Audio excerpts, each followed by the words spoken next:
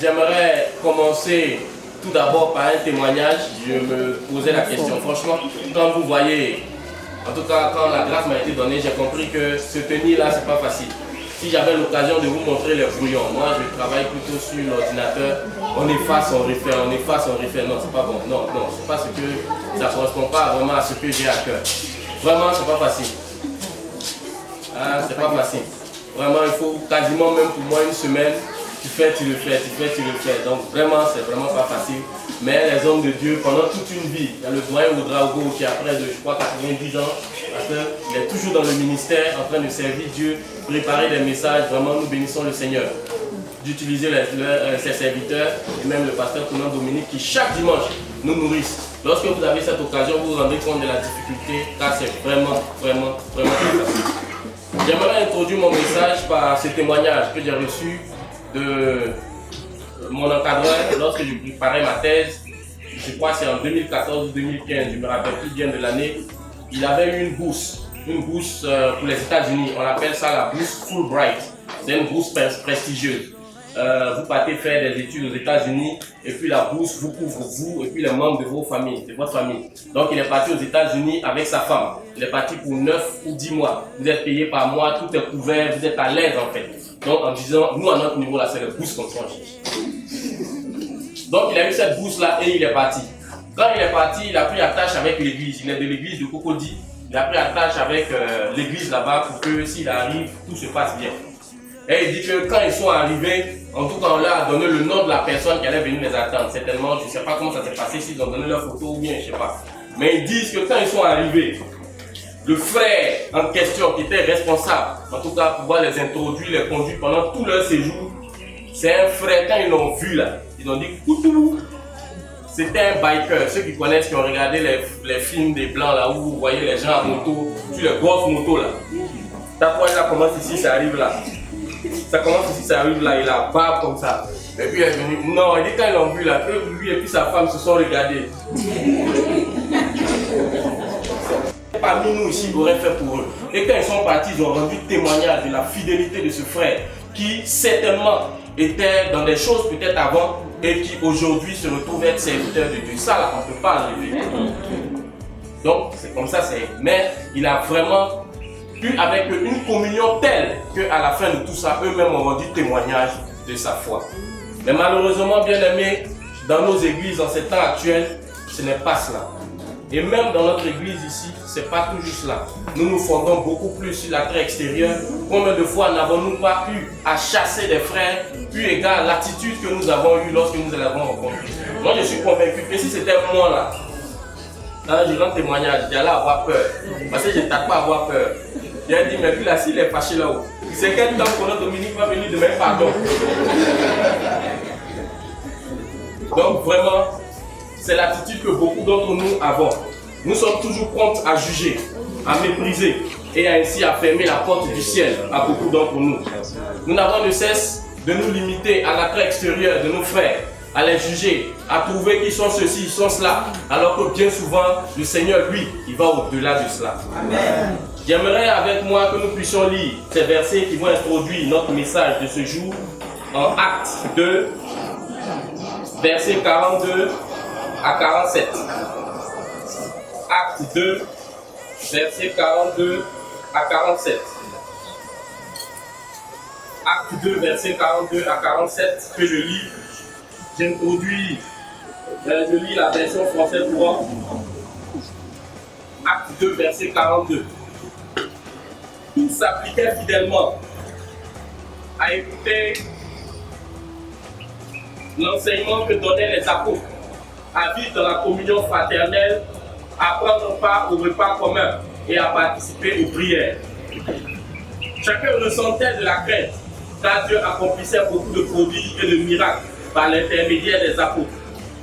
Tous les croyants étaient unis et partageaient entre eux tout ce qu'ils possédaient. Verset 45. Ils vendaient leurs propriétés et leurs biens et répartissaient l'argent ainsi obtenu entre tous, en tenant compte des besoins de chacun. Chaque jour, régulièrement, ils se réunissaient dans le temple. Ils prenaient leur repas ensemble, dans leur maison, et mangeaient leur nourriture avec joie et simplicité de cœur, verset 47, ils louaient Dieu et ils étaient estimés par tout le monde. Et le Seigneur ajoutait chaque jour à leur groupe ceux qui l'amenaient au salut. Amen. Bien-aimés, à la lecture de ces versets, il est fait mention de la relation fraternelle que les premiers chrétiens, les chrétiens de l'église primitive avaient entre eux.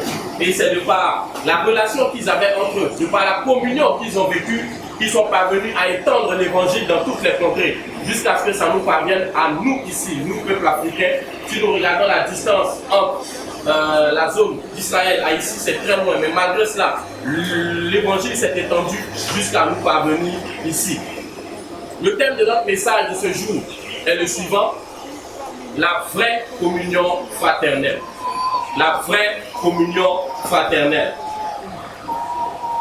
Bien-aimés, les versets soumis à notre étude en ce jour exhortent, à l'image des premiers chrétiens de l'évangile primitif, à vivre dans la communion fraternelle vraie, faisant preuve d'amour fraternel les uns pour les autres dans la crainte respectueuse du Seigneur.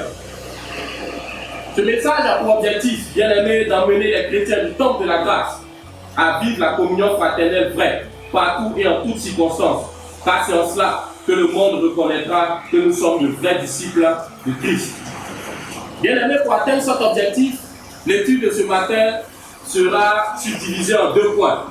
Les 2 points qui sont: grand 1, les caractéristiques de la vraie communion fraternelle, et grand 2, les conséquences de la vraie communion fraternelle.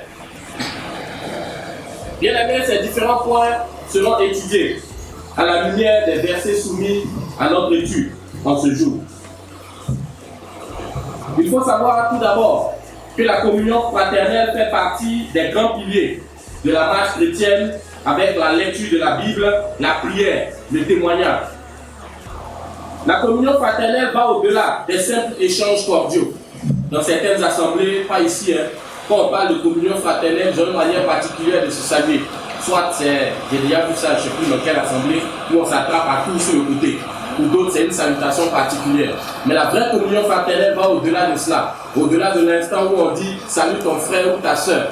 La vraie communion fraternelle fait appel à de nombreux éléments qui doivent se manifester en notre sein. Car c'est par cette vraie communion fraternelle que nous vivrons l'amour entre nous et que nous parviendrons ainsi à ajouter à nous des bien-aimés frères et à permettre que l'évangile puisse atteindre ses objectifs.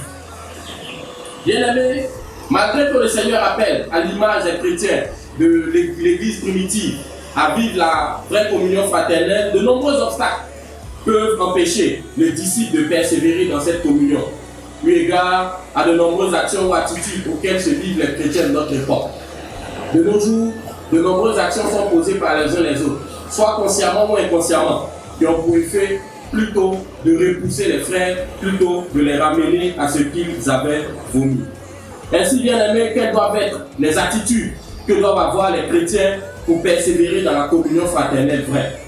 Aussi, quelles sont les conséquences de la pratique de la communion fraternelle vraie dans l'Église? Et tout cela est contenu dans ces versets. Car lorsque nous pratiquons la communion fraternelle vraie, il y a des conséquences à cela, car le Seigneur agit. Venons-en au grand 1, les caractéristiques de la vraie communion fraternelle. Peuple de Dieu, les versets 42 à 47 de Acte 2 nous montrent les caractéristiques de la vraie communion fraternelle qu'ont pratiqué les chrétiens de l'église primitive. Et ces caractéristiques, on leur a permis d'asseoir l'église et de permettre que l'évangile soit ainsi prêché jusqu'aux extrémités de la terre. La première caractéristique de la communion fraternelle bien-aimée se voit en Acte 2, verset 43, que je lis. Acte 2, verset 43. Chacun ressentait de la crainte, car Dieu accomplissait beaucoup de prodiges et de miracles par l'intermédiaire des apôtres. La première caractéristique de la communion fraternelle que vous et moi devons avoir, c'est la crainte de Dieu. Qui dit vivre dans la communion fraternelle, c'est avoir la crainte de Dieu. Car bien aimé, sans la crainte de Dieu, nous agirons comme les hommes de ce monde, qui extérieurement abordent un sourire. J'aime souvent prendre l'exemple des hommes politiques, parce que vous les voyez. Comment ça va? Et ta femme, elle est là. Elle se porte bien. Mon enfant, elle est là. Et chez toi, ça va, la santé? Oui, ça va. Mais extérieurement, ils se font des coups. Ils se donnent des coups. Ils se font du mal. Ils font des choses. Et au-delà même, on le voit dans les relations entre les hommes. De telles choses s'accomplissent. Extérieurement, on aborde un sourire. Mais intérieurement, on fait des choses à notre frère. On paye des gens pour lui faire du mal. On s'en va faire des pratiques ténébreuses pour faire du mal à son frère. Parce qu'il a eu ceci que je n'ai pas eu. Il a eu cela que je n'ai pas eu. C'est comme ça que se comportent les hommes de ce monde. Mais nous, en tant que chrétiens, nous devons vivre la vraie communion fraternelle, bien-aimée, en ayant la crainte de Dieu. Lorsque nous avons la crainte de Dieu, bien-aimé, comme le dit la parole de Dieu, tu aimes ton frère comme toi-même. Si moi, je sais que j'aime manger à l'eau, ne pas remplacer à l'eau là par caillou qui donnait à mon frère. C'est ce que ça veut dire. Ce que moi-même je sais que j'aime, c'est ce que je fais de bien à l'eau. Si tu sais que tu n'aimes pas qu'on gâte ton nom, tu ne peux pas gâter le nom de ton ami. Si tu sais que quand on te gifle, ça fait mal, tu ne peux pas gifler ton ami. C'est ce que la parole de Dieu nous dit. Ce que nous on aime qu'on nous fasse là, c'est ça qu'on doit faire aux autres.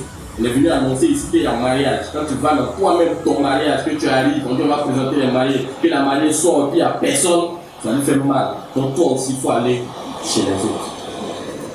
Puisque c'est ce que toi-même tu veux qu'on fasse pour toi. Bien-aimés, la crainte de Dieu nous préserve de vivre comme les hommes de ce monde qui sont rancuniers, orgueilleux, fanfarons, égoïstes, méchants les uns à l'égard des autres. C'est dans la crainte de Dieu que les premiers disciples ont su copier Jésus et copier du nom de chrétien. À l'origine, ce n'est pas eux-mêmes qui ont créé le nom de chrétien. Chrétien, c'est petit Christ. Parce qu'ils ont su avoir la crainte et marcher comme Jésus a marché. Et comme ils ressemblaient typiquement à Christ, qui était le divin modèle, les hommes les ont appelés petit Christ, c'est-à-dire chrétien. Si nous voulons être à l'image de Christ, être une église remplie d'amour et manifestant sans cesse la communion fraternelle les uns à l'égard des autres, nous devons sincèrement avoir la crainte de Dieu. C'est en ayant la crainte de Dieu que nous aimerons notre prochain, notre frère comme nous-mêmes. Sans la crainte de Dieu, nul de nous, peu importe sa fonction, peu importe qui il est dans l'église, si nous n'avons pas la crainte de Dieu, nous ne pourrons pas vivre la communion fraternelle vraie. C'est parce qu'on a la crainte de Dieu c'est parce qu'on n'a pas la crainte de Dieu qu'on se permet de jalouser notre frère qui a eu une communion et pas nous. C'est parce qu'on n'a pas la crainte de Dieu qu'on a la haine pour notre soeur qui s'est mariée, qui a fait un mariage pompeux et pas nous. C'est parce qu'on n'a pas la crainte de Dieu qu'on n'est pas d'accord avec la bénédiction d'un tel qui a eu ceci ou cela de la part du Seigneur et pas nous. Parce que lorsqu'on a la crainte de Dieu, bien aimé, on bénit le Seigneur pour tout ce qui arrive à notre frère. Nous devons donc, bien aimé, d'avoir en tout temps la crainte de Dieu. Et j'ai ce témoignage de cette église à Marconi que j'ai connu où il y a un groupe musical qui chantait habituellement. Et il y a des petits qui étaient à l'école du dimanche. Dieu a permis qu'ils passent au grand temps. Mais les petits avaient tellement l'envie de louer Dieu que vraiment ils ont créé, c'est-à-dire quand vous finissez, eux viennent s'asseoir pour monter leur petit groupe, essayer de louer Dieu. Dans ça, là, les enfants, non. Ils ont dit non, il faut qu'ils montent leur groupe pour célébrer Dieu. Donc dans les starting blocks, l'homme de Dieu a vu ça, les hommes de Dieu sont dans la vision. Il dit bon, comme les petits là, vraiment ils sentent que le Seigneur les utilise. Lui, il va les faire passer aussi. On va faire programme. On voit chez nous ici, les deux chantent en même temps. On va faire programme, groupe musical chante. Et puis bon, dimanche prochain, chorale chante. Donc c'est comme ça, l'homme de Dieu, il a la vision. Le groupe musical qui chantait avant, il chantait un ou bien 2 jours. Et puis un ou bien 2 dimanches. Un dimanche, on donne aux jeunes là, ils vont venir célébrer le Seigneur. Donc voici la vision que l'homme de Dieu a eue. Mais quand les petits là, ils sont sortis de l'école du dimanche, non. Quand c'est un jour là, oh non. C'est quel moment qu'on a Dominique fait ici à ces petits. De toute façon, le peuple lance, danse, les gens sont joyeux. Ceux qui avaient des problèmes même là, ils laissent ce problème là. Pour louer le Seigneur. Les doyens ont commencé à dire ça, c'était la fête. Jusqu'à ce qu'elle arrive dans le conseil. Que les enfants là, il ne faut plus vont chanter. Que les enfants là, ils sont impolis. Les enfants là, sont impolis comment? Que non. Les gens disent qu'eux sont forts que le groupe musical. Nous on a dit ça. Et ça là, c'est nous les chrétiens qui faisons ça. Donc c'est arrivé dans Palab, tout cela, ils ont dû régler. Mais tout cela est arrivé parce que certains n'ont pas la crainte de Dieu, de comprendre que derrière ce qui se faisait, ce n'est pas eux-mêmes que les enfants voulaient mettre au devant, mais c'est célébrer, louer Dieu. Parce que aussi, certains avaient besoin de voir la main du Seigneur dans leur vie. Et je peux vous dire qu'au travers de ce que le Seigneur a fait après tout ce groupe-là, non, ce n'est pas un mouvement. Certains sont devenus responsables de sociétés africaines. Certains témoins, ils connaissent un, ils sont devenus patrons d'entreprises dans la ville. Non, le Seigneur les a utilisés pour ça. Et puis ils continuent. Quand ils se retrouvent actuellement, les invités dans le mariage vont tuer. Parce que le Seigneur les utilise. Et ces derniers n'ont pas eu la crainte de Dieu de comprendre que c'était juste le ministère qu'ils avaient reçu et ils s'étaient mis à part totalement pour célébrer pour louer Dieu. Bien aimés, nous ne devons pas agir ainsi. Si le Seigneur décide d'utiliser ton frère, d'utiliser ta soeur, il n'y a pas de raison d'être jaloux parce que tout cela contribue à l'avancement de l'œuvre de Dieu. La deuxième caractéristique que nous devons avoir pour manifester la vraie communion fraternelle, bien aimés, nous le voyons en Acte 2, toujours verset 43. Et c'est faire part de ses vrais sentiments et d'être authentique. Cela se confirme aussi en Éphésiens 4, verset 25. Nous il dit ceci, c'est pourquoi renoncez au mensonge et que chacun de vous parle selon la vérité à son prochain, car nous sommes membres les uns des autres. Combien de chrétiens ne sont-ils pas des faux? Je vois que j'ai été précédé par le message qui concerne la Sainte Seine, c'est un vrai problème. Car vivre dans la communion fraternelle vraie, bien aimé, nous invite à être animés de la crainte de Dieu en étant authentique et animés de sentiments vrais.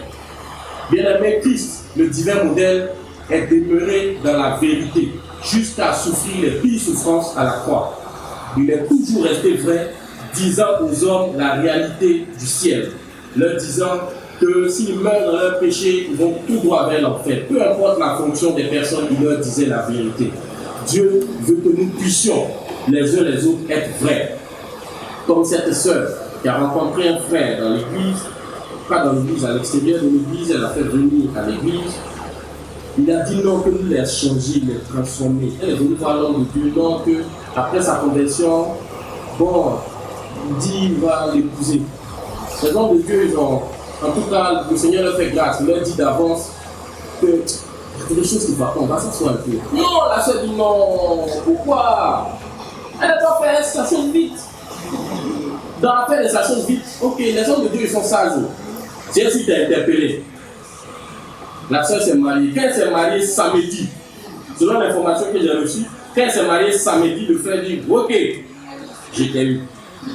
Dimanche, il n'est pas venu jusqu'à tous les autres dimanches qui viennent. Puisque tout ce qu'il faisait là, l'objectif c'était quoi? L'épouser. Et combien d'entre nous ne sont-ils pas faux? C'est-à-dire que ce n'est pas la vérité qu'on montre à l'extérieur. Comme le témoignage d'une sœur que j'ai reçue. Bon, pas trop si c'est ici ou pas, mais c'est ce que j'ai reçu.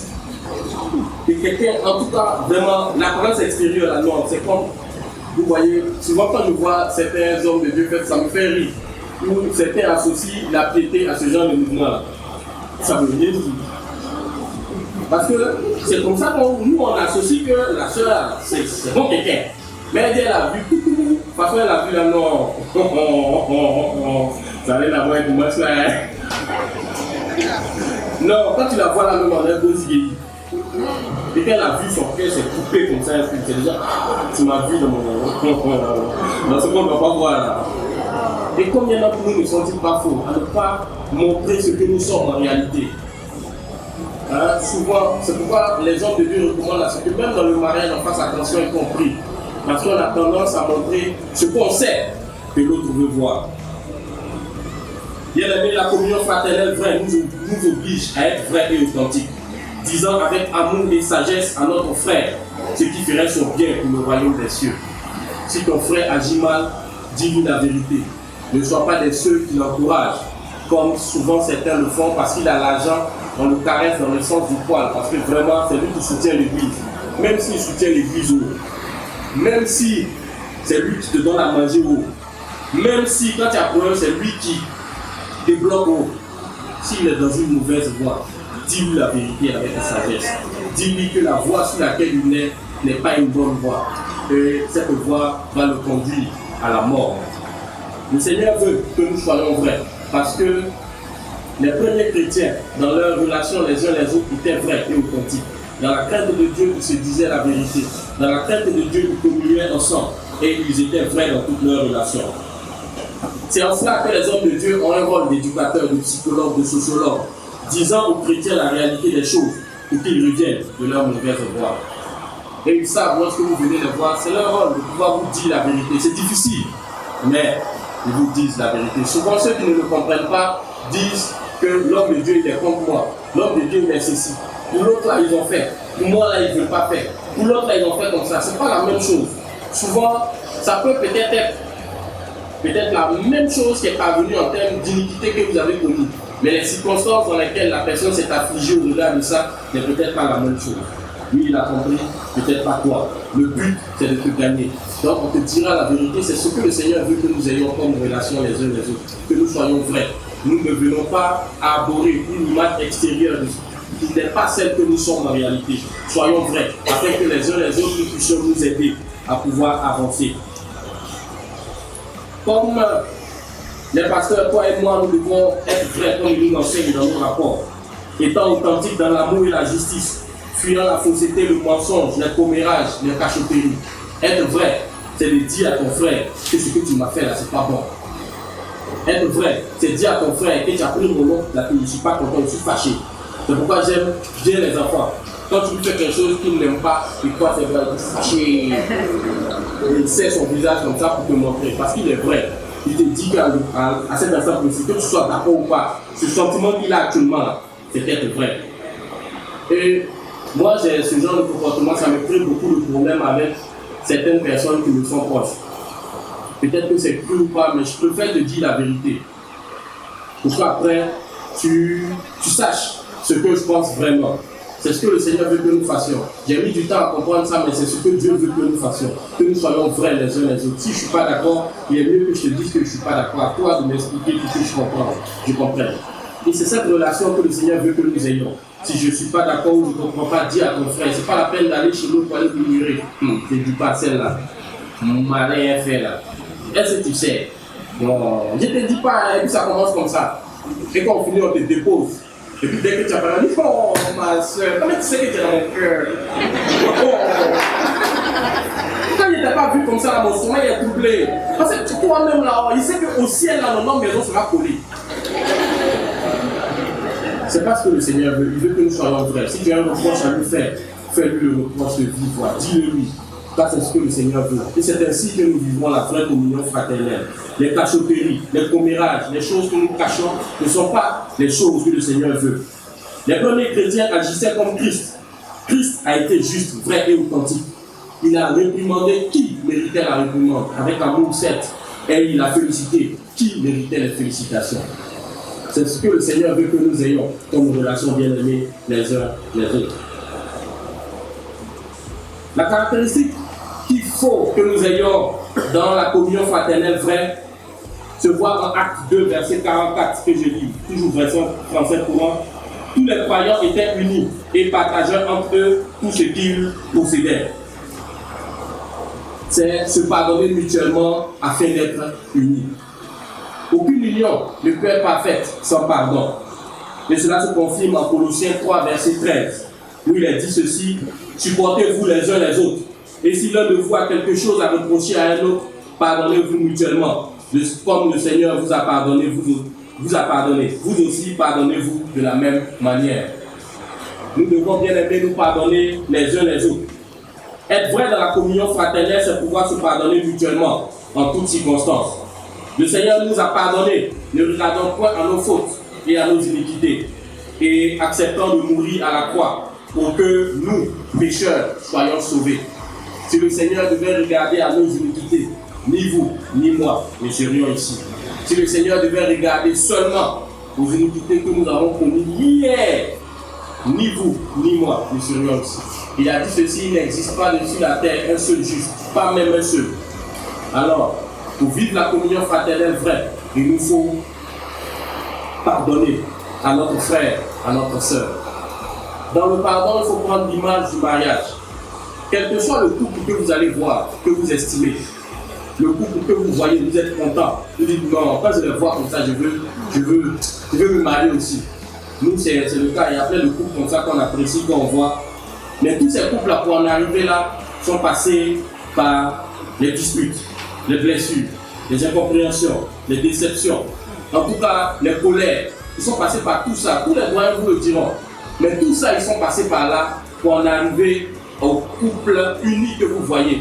Mais cela n'aurait pas été sans le pardon. Cela aurait été impossible s'il n'existait pas le pardon. Car personne, dans des relations avec son frère, ne peut dire qu'il ne va pas arriver un moment où on va se marcher dessus. C'est tout à fait normal entre frères. Lorsque nous vivons la communion, il peut arriver qu'il y ait des incompréhensions. Il peut arriver qu'il y ait des dissensions. Il peut même arriver qu'il y ait des disputes, c'est possible. Mais il faut qu'il règne entre nous le pardon pour aller au-delà de ça. Il faut pardonner à ton frère et aller au-delà des blessures, des manquements, des disputes, des déceptions qui pourraient peut-être arriver pour regarder à Jésus-Christ, le divin modèle. Il a dit lui-même que s'il le voulait, il pourrait commander à des légions d'anges de venir et d'exterminer tous ces hommes. Légions là, moi je n'ai pas vraiment fait l'armée, mais je sais que légion, ça peut valoir une centaine de soldats. Donc quand il dit légion d'anges, ça veut dire centaines d'anges. Alors que anges là sont un. S'il vient dans notre quartier ici là, non, on ne va pas laisser grâce. Parce qu'un seul homme, sa capacité va bien au-delà des hommes que nous sommes. Mais lui, il peut faire venir une légion. Ça veut donc dire que tout, il peut ravager toute cette zone. Mais il a accepté de mourir à la croix et de pardonner tout ça. Parce qu'il a eu la vision que toi, tu allais venir en l'an 1999, vers au bout là-bas, tu allais naître. Et que de par sa mort, toi aussi, tu serais toi et moi, nous serions sauvés.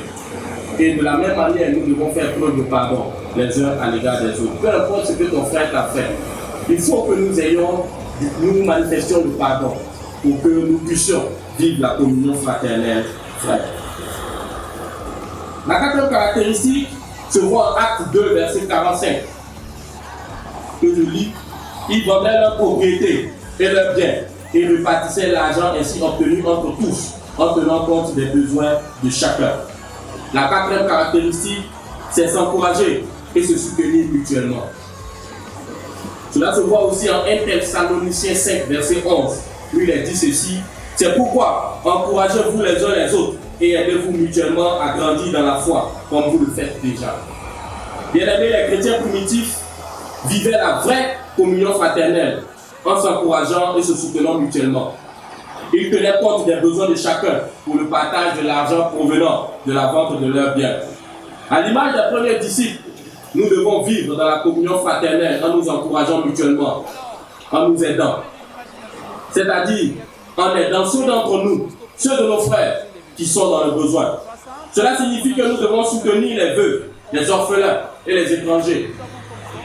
Je loue le Seigneur déjà pour la vision du comité CRAC, épousé également par AOC pour aller à l'orphelinat. Je bénis le Seigneur car c'est une vision du Seigneur. Car il m'a été donné, mon épouse et moi, de pouvoir la partager bien avant. Et je confirme bien évidemment que c'est le Seigneur qui demande à ce que nous puissions agir ainsi.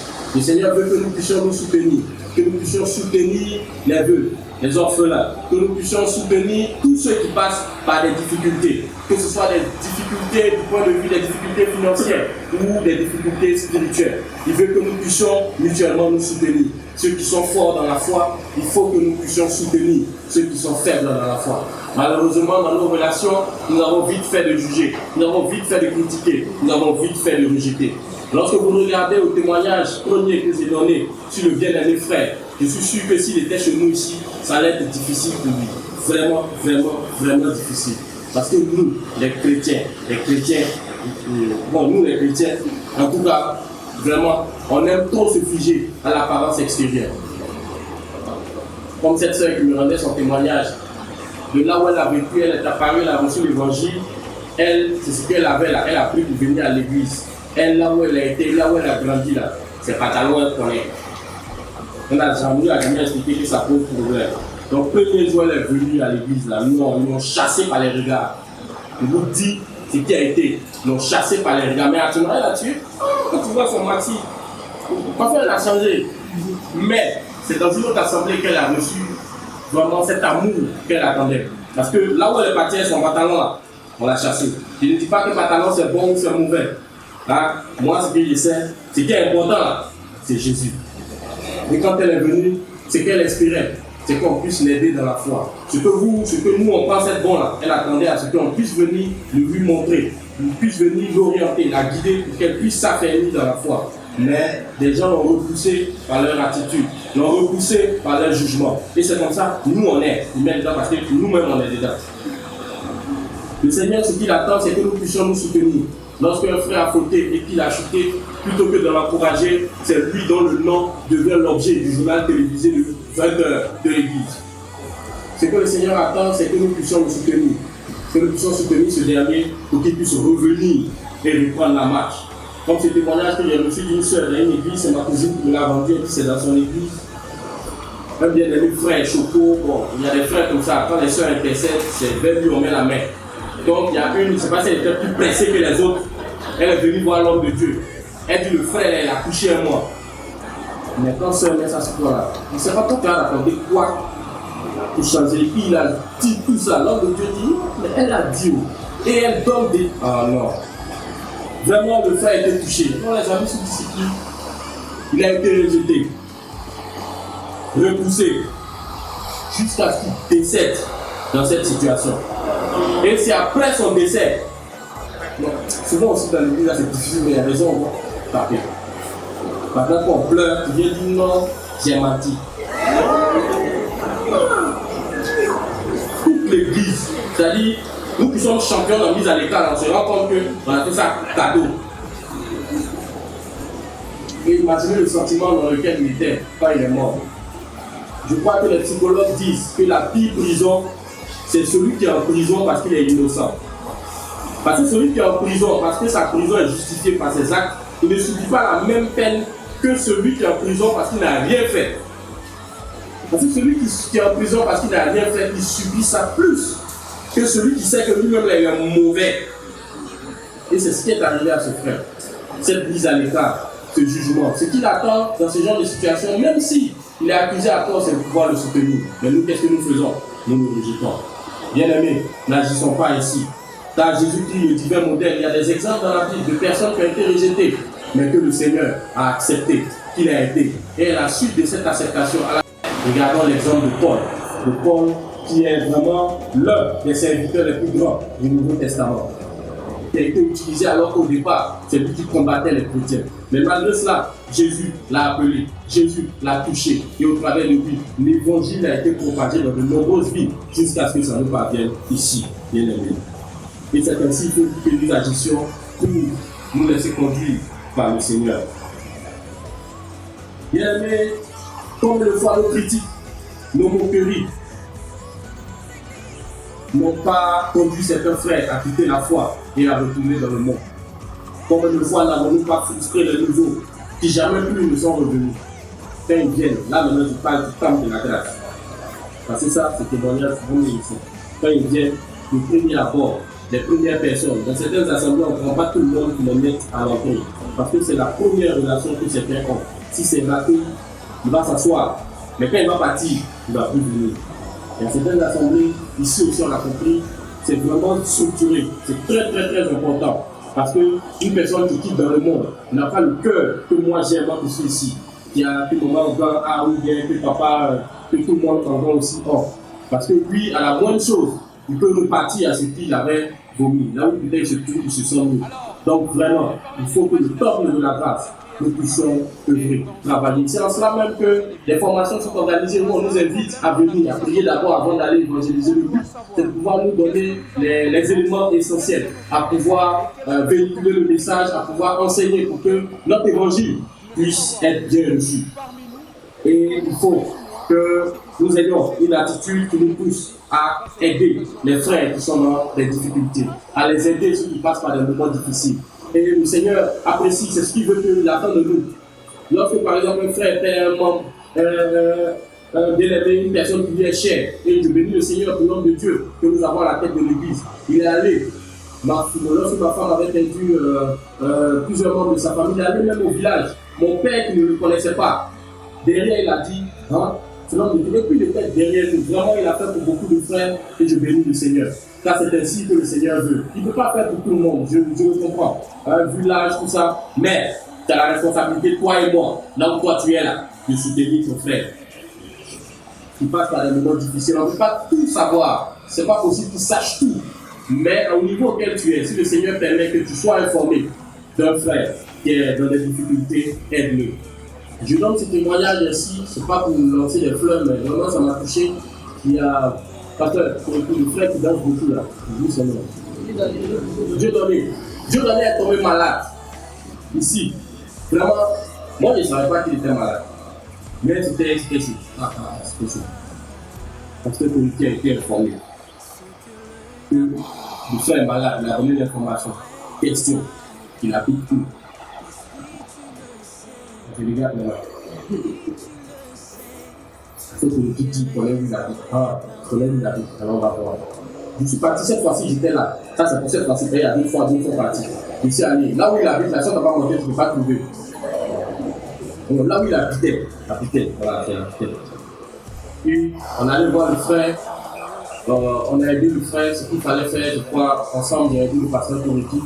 On l'a aidé parce qu'il ne pouvait pas marcher du tout, il était mal en point. Mais vraiment, j'ai béni le Seigneur parce qu'il a eu à cœur.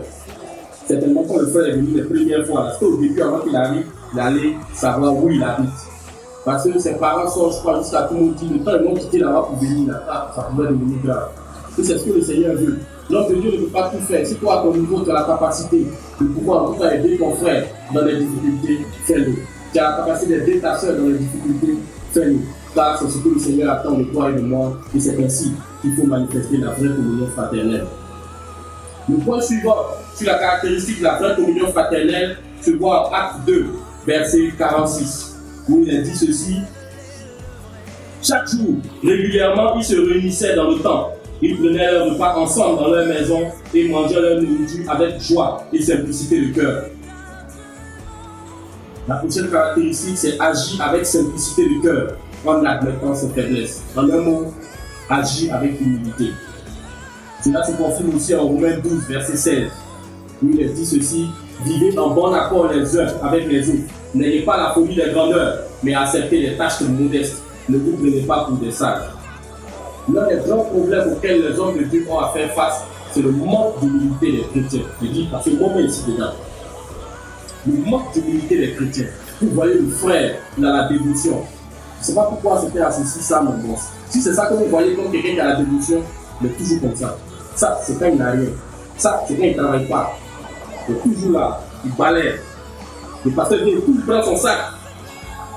Il est toujours là, quand le pasteur vient, ça va sur lui. C'est qu'à poser le point, il nettoie ta maison, tout ça. Il travaille. Il a la réception. Promotion, il a bureau grand. Dieu béni encore, il est responsable de la structure, il est grand boss, la voiture, la chauffeur. C'est là qu'il se rappelle que l'église n'est pas climatisée. Là, c'est un. Il se rappelle que l'homme d'église, quand il parle là, ce mot-là, c'est pas à mon niveau. C'est ainsi que les chrétiens agissent. Ils arrivent à une dimension où, quand on les élève un peu, quand ils sont arrivés. Mais je voudrais dire la vérité à toute l'église du Temple de la Grâce. J'ai été touché par un livre que j'ai lu sur les gestions financières. Le monsieur qui est un expert dit ceci, que la plupart des salariés que vous et moi on connaît là, ils sont à 2 ou 3 mois de la pauvreté. Ça veut dire quoi? Ça veut dire que si on ne paye pas leur salaire 2 ou bien 3 mois, ils deviennent pauvres.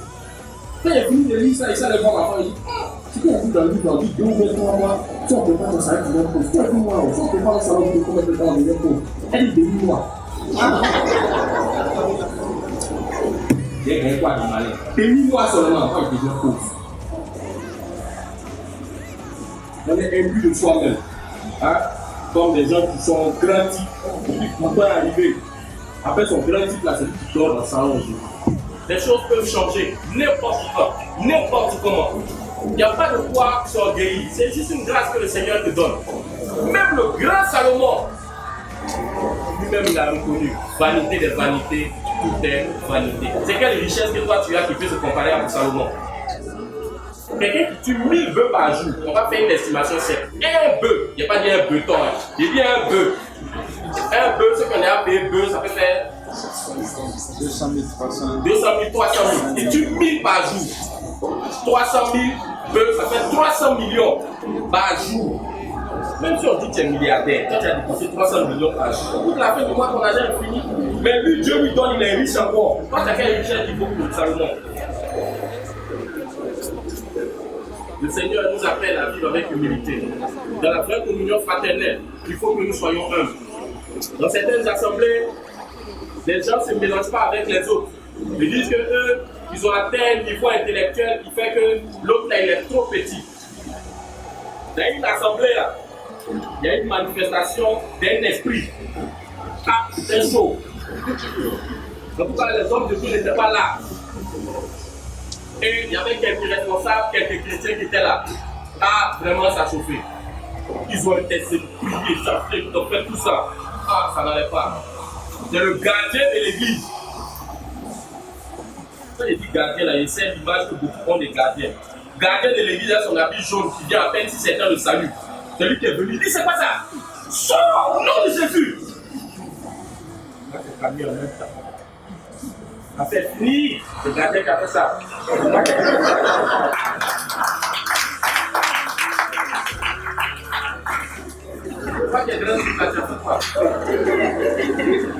Et c'est cette image que nous avons, ne riez pas. Cette image, vous allez peut-être, ça arrive, ceux qui ont bien eu ces expériences, tu vas chez un frère, bon, il est grand, oui, je peux faire quoi pour toi? Mon ami, tu as 2 mois de la pauvreté. Ça, c'est l'expert qui a dit ça, c'est pas moi. Moi, je suis à demi-mois. Le Seigneur veut que nous vivions dans l'humilité. Là, c'est lui qui connaît les temps et les circonstances, qui connaît toutes choses, qui sait ce qui adviendra demain. Peut-être que toi, la soeur, le frère que tu méprises aujourd'hui là, il sera peut-être le grand type vers lequel Dieu va te conduire. On ne sait pas. Hein? On ne sait pas. Comme ma femme me rappelle, elle dit quoi là? Moi, elle parlait, hein? Elle dit, derrière moi, ton gros patron. C'est toi qui dit pardon. Quand il a dit, tu ne donnes pas. C'est pour moi seul. Le Seigneur veut que nous vivions dans l'humilité. Je ne porte pas de jugement parce que nous-mêmes, on est dedans. Quand on en a un peu, on est arrivé, on a un petit poste de responsabilité, on néglige les uns et les autres. J'aime toujours donner le témoignage de ce proche que j'avais, qui, dans sa position d'élévation, grand patron dans la police, il y avait ces bons petits sur lesquels il comptait. C'est lui le dur, mais ayant la foi, il a gardé des relations avec tout le monde. Mais les personnes sur lesquelles il comptait, qui étaient ses proches, qui venaient à côté de lui, là, quand ça chauffait, ils ont disparu.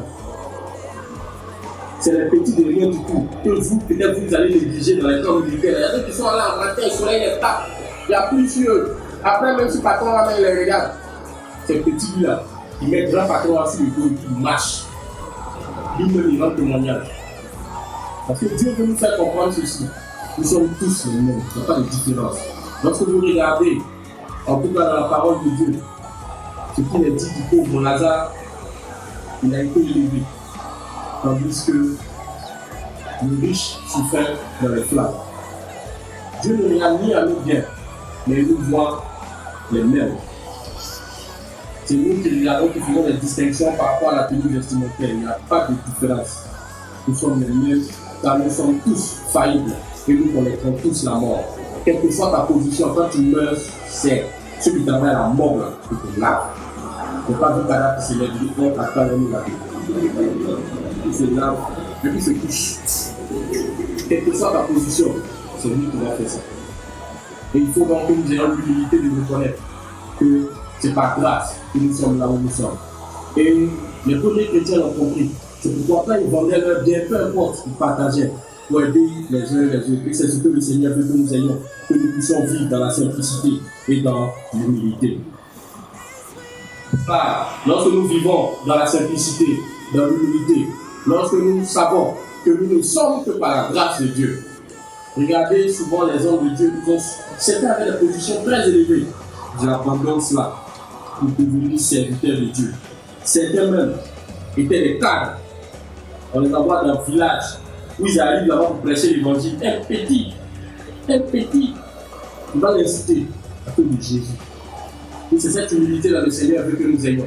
Parce qu'au travers de l'humilité qu'ils ont, malgré toutes ces difficultés d'annoncer l'évangile, de grandes églises se créent dans ces villes, de grandes églises se créent dans ces villages. et l'œuvre avance et les âmes sont gagnées. C'est ce que le Seigneur attend de vous et de moi, que nous puissions vivre dans l'humilité. Alors que nous respectons toutes ces caractéristiques, bien aimés, le Seigneur agit. Et donc, en grand 2, quelles sont les conséquences de la vraie communion fraternelle? Les conséquences de la vraie communion fraternelle. Il y a 2 conséquences qui sont ici au verset 47. La première caractéristique, c'est au verset 47a. Il est dit ceci: ils louaient Dieu et ils étaient estimés par tout le monde. Bien aimé, il n'est pas fait mention seulement de l'estimation dans l'Église. On dit qu'ils étaient estimés par tout le monde. Cela signifie que les disciples, eu égard à la communion vraie qu'ils vivaient et aux miracles qui s'opéraient au milieu d'eux par l'œuvre du Saint-Esprit, avaient l'estime du quartier, avaient l'estime de la ville et avaient l'estime même au-delà, peut-être même du pays. Vivre dans la communion fraternelle vraie, bien-aimée, nous garantit l'estime de tous. Si le temple de la grâce que nous sommes vivons partout où nous sommes la vraie communion fraternelle, nous avons la garantie de l'estime de tous. Ce que l'on appelle avoir l'estime de tous, c'est-à-dire que vous pouvez être sollicité pour régler les différends. Vous pouvez être sollicité, que vous appelez pour venir parler. Frère, vraiment, dans le quartier ici, quand on te regarde, nos enfants là, ils t'estiment. Il faut venir parler à mon enfant. J'ai tout fait les enfants. Donc, tu vas lui parler. C'est sûr que quand tu vas t'approcher, ça va le toucher. C'est ça qu'on appelle avoir de l'estime. Ça a un tel impact. Et lorsqu'on vit dans la communion fraternelle vraie, les gens ils nous regardent, ils nous voient. Parce que quand on ne nous voit pas, les relations que nous avons les uns les autres, ici, de par la communion que vivaient les chrétiens primitifs, ils étaient estimés de tous. En vivant la vraie communion fraternelle, nous avons l'estime de tous. Et cette estime la permet à ce que notre message puisse passer. Avoir l'estime de tous dit que nous serons approchés pour régler les palabres. Tu peux être dans un quartier, il y a palabre de 2 voisines. Dès que toi tu arrives, elles font on est à rien. Maintenant, Jésus-Christ va passer. Parce que ta présence fait que devant toi de telles choses n'ont pas pu. Parce que pour eux, tu représentes en fait une personne qui a vécu comme Christ a vécu. Et Christ a vécu dans la vraie communion fraternelle, bien aimé.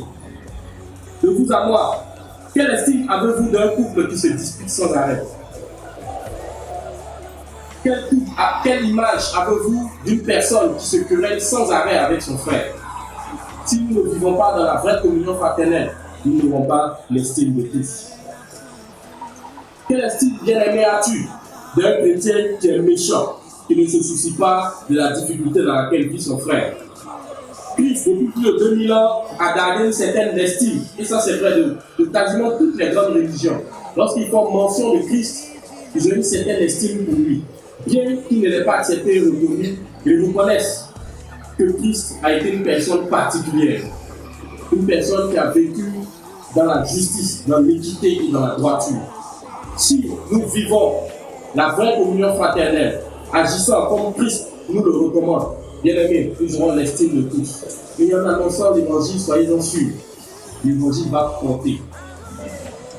Comme mon frère qui est dans le groupe de délivrance de l'église où j'étais, lui faisait une délivrance d'un frère. Et puis, il y a un frère là, qui va montrer que c'est un dieu. Donc, vraiment, il a commencé à le menacer. La personne possédée qui était dans un autre univers, tout le visage et puis l'esprit lui dit: donc, toi aussi, tu as le chef. Ça veut donc dire que quand vous ne vivez pas la vraie communion fraternelle, ça n'a aucun impact. Lorsque nous vivons, bien aimé, la vraie communion fraternelle, nous avons cette image qui impulse le quartier, qui permet que l'évangile est prêché et que les âmes soient gagnées. L'estime que le monde a de Christ rejaillit également sur les disciples que nous sommes, si nous vivons comme Christ a vécu. Et c'est en vivant ainsi que nous méritons le nom de chrétien. Si nous vivons dans la vraie communion fraternelle bien aimée, telle que Christ nous l'enseigne, nous garderons l'estime de tout le quartier dans lequel nous sommes. Et notre message portera et gagnera beaucoup d'âmes, j'en suis convaincu. La deuxième conséquence de la vraie communion fraternelle bien aimée, c'est en acte 2, verset 47b. Il est dit ceci: et le Seigneur ajoutait chaque jour à leur groupe ceux qui l'amenaient au salut. La deuxième conséquence de la vraie communion fraternelle, c'est l'accroissement de l'Église. Bien aimé, la communion fraternelle vraie, dans laquelle les disciples de l'Église primitive vivaient, a été l'un des fondements de l'expansion de l'Église. Vous voyez, ce matin, l'homme de Dieu l'a dit, un frère est venu, poussé par le Saint-Esprit, venu donner sa vie à Jésus et s'engager dans la marche. Lorsque nous vivons dans la vraie communion fraternelle, c'est ainsi que Dieu agit et l'Église s'étend. Des âmes sont gagnées. Au point où ici, on ne contient plus. L'homme de Dieu dit, bon, on va faire 2 cultes.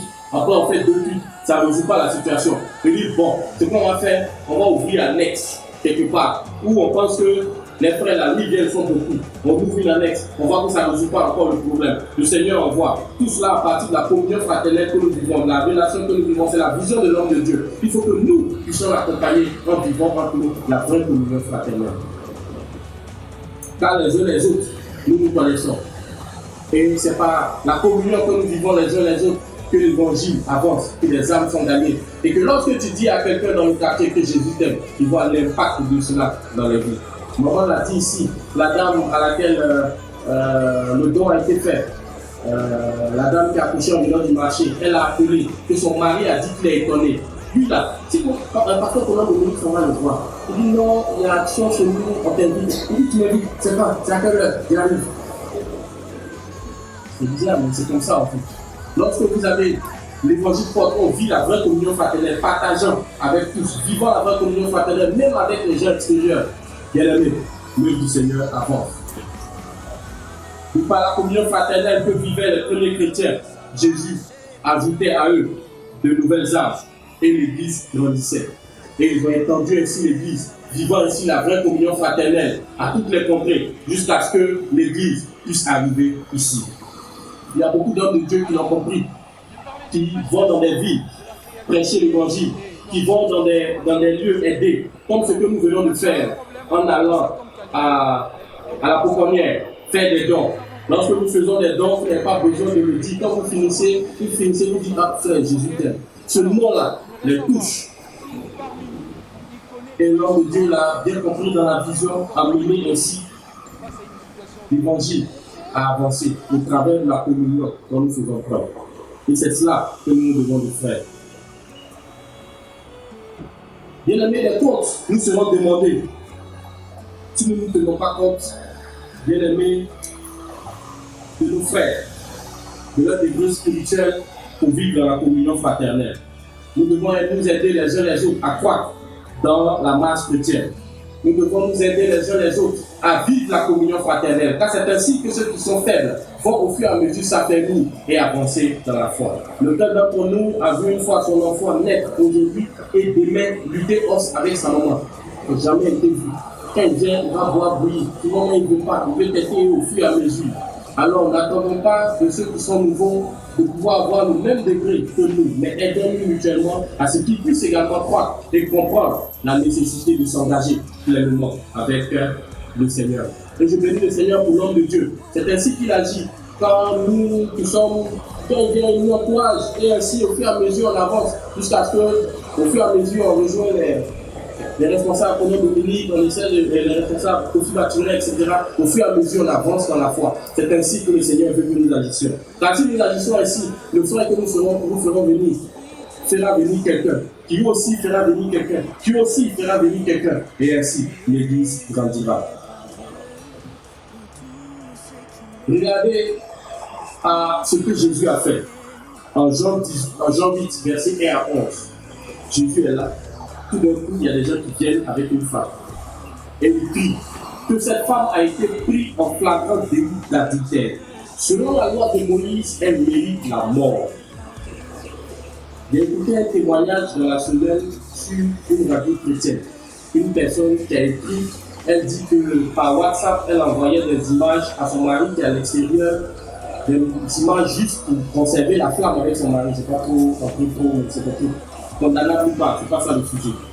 Donc, le problème c'est qu'un hacker, c'est-à-dire un informaticien de nous, est parvenu à prendre ces images. Et il dit, il faut me donner l'argent. Sinon, je vais envoyer ça à toutes tes connaissances en même temps.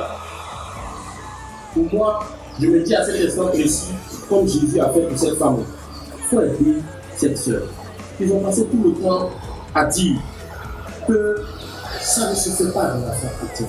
Comment en tant que chrétien on peut agir comme ça? Comment en tant que chrétien on peut faire ceci? C'est vrai. Mais on dit actuellement là, l'image là, ils vont envoyer. On t'a écrit pour nous aider. Je ne sais pas si vous comprenez. Actuellement là, c'est vrai. Ça là, il faut taper dessus après. Mais actuellement là, ils vont envoyer l'image là. Et puis on le prend. Il n'y a pas un qui a dit ça. C'est pour dire les chrétiens ne font pas ça. Les chrétiens ne font pas ci. Imaginez, si c'était nous, hein, la jeune femme là vient avec les gens, ils vont la lapider, elle est là. Voilà ce que Jésus a dit. À la fin de tout ça, il a demandé qu'en vous, la chose qui n'a pas péché, il n'a pas lancé la première pierre. Il faut une telle sagesse pour dire ça. Il n'a pas dit de la lapider, il n'a pas dit de ne pas la lapider. Il dit de faire. Comme quand tu n'as pas péché, c'est fait pour nous. Si c'était nous à notre époque là, vous allez voir une soeur qui allait sortir là. C'est la même là, ses habitants dans le quartier là, elle passe son temps à chercher mon mari. Voilà, il a une aujourd'hui là. Ils vont la tuer. Et c'est ainsi que nous on agit. Mais par contre, on agit en donnant une telle parole. Non seulement le Seigneur a préservé la vie de cette femme, mais l'objectif qu'il recherchait, il l'a atteint. Parce qu'il a dit à la suite, moi non plus, je ne te condamne pas, vas-y, et désormais ne pêche plus. L'église a peut-être que je vais mourir. Par les paroles de Jésus et la vie sauve. La personne ne va pas le nom de Jésus qui se trouve dans le quartier pour dire que c'est un vrai serviteur de Dieu. Donnez-vous à Jésus. Mais ne regardez pas parce qu'il m'a transformé. Vraiment, regardez à ce qu'il a fait. Vous me connaissez avant, on a fait des garçons, on n'a pas fait. Il n'a pas fait Dieu, on m'a pas fait Yeti. Mais regardez ce qu'il a fait de moi. Mon frère dit à Jésus, et elle va devenir une grande évangéliste. Vous voyez, il y a des grands évangélistes là. Quand ils rendent un témoignage là, il y a tout qui était tiré à gage. Il y a tout qui était comme cet évangéliste, ce pasteur dont j'ai entendu le témoignage, il était un grand voleur. C'est une fois à PJ après le tuer, l'ont raté. Il est devenu serviteur de Dieu. Tous ces gars, vous les quittez la façon, ils envoient l'évangile là. Mais nous, comment nous agissons bien aimés? Vivons-nous la vraie communion fraternelle, aidons-nous ces personnes qui vivent dans une telle vie à revenir de cela et s'engager avec le Christ. Bien aimé, c'est ce que le Seigneur attend de nous.